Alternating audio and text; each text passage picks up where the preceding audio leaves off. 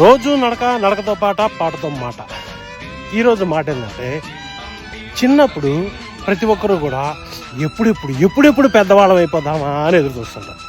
అదే పెద్ద అయ్యాక అబ్బా చిన్నప్పటి రోజులు ఎంత బాగుండేరా, అలా ఉంటే బాగుండు అని చెప్పి అనుకుంటూనే జీవితాంతం కష్టపడతాం. ఆ రోజులు బాగుంటాయి, కానీ ఇప్పుడు కూడా ఆ రోజులను తెచ్చుకోవచ్చుగా. అలాగే ఇప్పుడు కూడా హ్యాపీగా ఉండొచ్చుగా.